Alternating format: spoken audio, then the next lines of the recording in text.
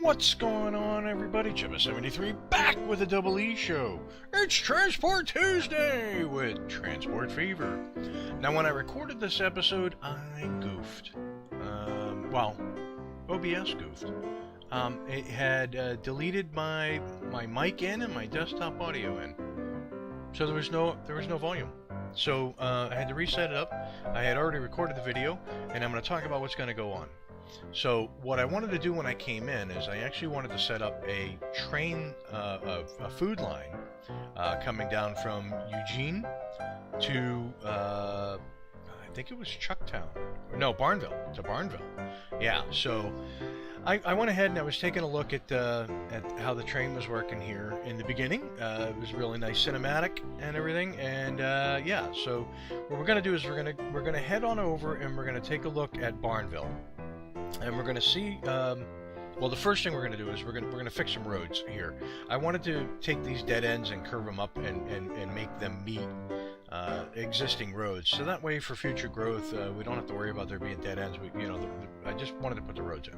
I wanted to tinker with roads a little bit since I hadn't really tinkered with them. So I went ahead and I experimented with the road size, and then I found the one that's a medium-sized road. And yeah, go ahead and curve it up here and this is in Chucktown, or no, this is in Adams, and I'm gonna go ahead and curve it up here and make the connection. Boom. And then I'm gonna head on over to Chucktown to the left. Or did I? No, you know what? I did. I squared off this road too. That is right. Yeah, I recorded this a little while ago, so I don't have it fresh in my memory. Yeah. So I brought the roads down right to about there. Yep. And then I put the corner in. And then I headed over to Chucktown. And in Chucktown, I just wanted to do the one road. The road closest to the railroad station. I wanted to connect up to the town center. Hopefully improve the flow of traffic of pedestrians. Or not pedestrians, people who are taking the public transportation. Have them be able to get around and over to the areas easier, because I'll be able to go in and refine public transportation a little bit more when we get growing, you know, and when we have more needs for stops. You'll notice the little black lines have come back. They weren't in the last episode. They're back again, and I'm not sure exactly what happened, other than a stinking Windows 10 update, and that just drove me nuts. That one there bricked my computer for a day. It took me a while to get that uninstalled and then reinstalled properly, that Windows update. Windows 10 quickly becoming the XP of its era. So yeah, so I did that, and then I came back over to Barnville, all the way over here on the right, and I looked around at where I could probably make a connection for an industrial line, since I only had a passenger line coming in. I couldn't join up to it with an industrial line. I could share the tracks, mind you, but I didn't want to put the station over there. I wanted to put the station on the other side of town. What I didn't like was the fact that I didn't have any real industrial on the other side of town.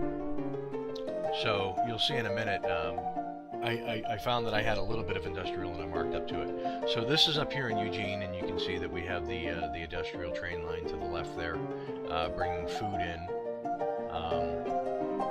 and it's doing a pretty good job. That's why I wanted to maybe bring the food from the processing plant, because it's going right now. It's the food is going from the farm to the processing plant to the town, back to the farm, back to the processing plant, back to the town.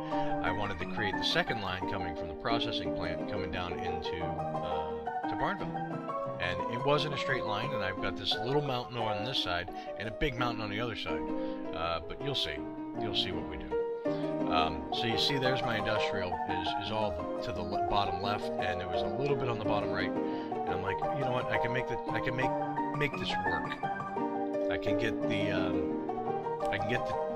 industrial station over on the right-hand side, and it should not be an issue. So I brought the road out so that I have a place to marry the industrial line up to. And as my industry grows in Barnville, I'll be able to get the depot in there, and this line should become fruitful. So I was looking at the different train styles, the station styles, and I ended up picking this one, I believe. Yeah, no, I picked that one. Yeah. And I was out of money. I didn't have enough money to build it, so I had to. You'll see here in a second. I have to go in and get a loan. Money is hard to come by in Transport Fever, especially when you're using a small map and you didn't really start with a good seed where you had a lot of stuff laid out well. And yeah, so I'm tinkering with getting it fine-tuned, and then I finally realized, oh yeah, that's right, I ain't got enough money. So I get out of there, I open up the Windows pane, the financial pane, and take my loan. Yep. And I should have just taken a bunch of money right there, because you'll see why. You'll see why. All right, so I get it in and I plop it down, and then I start to make the connection. So here's what I did. The reason why I ended up picking this one is because eventually I can carry this food line off to the other towns that are to the left, both over to Chucktown and then to Adams, if I decide to, rather than having a terminus station. So, as was suggested in early gameplay, if you build the tracks in shorter segments, you can fine-tune where you put them. They don't curve as much, and it gives you the opportunity to fine-tune your placement exactly where you need it to be. This one ended up pulling a tunnel, and I was okay with that because I haven't built a tunnel before, so I was like, yay, a little tunnel, woohoo! Alright, so we're gonna come up by the river here. What I wanted to do was skirt these roads. I didn't want to have a bunch of level crossings. And then as I found out here, it's making a bridge, because it came out of the mountainside so high so the track's going to cost twice as much, because now I'm building a bridge. Oh, this was just no fun at all. It was very, very difficult. So I finally get the placement here. You'll see in a second. I finally get the placement of where I'm coming up towards the river. And yeah, basically what ended up happening here was I think I ended up having to go in really short segments, which gives me these little switchbacks, these little curved S's. Drove me nuts. Yep, and there we go. Not enough money. Yeah, had to take another loan, and there it is. So now we've spent a whole lot of money on this line, well over $500,000, and we've just come up to the river.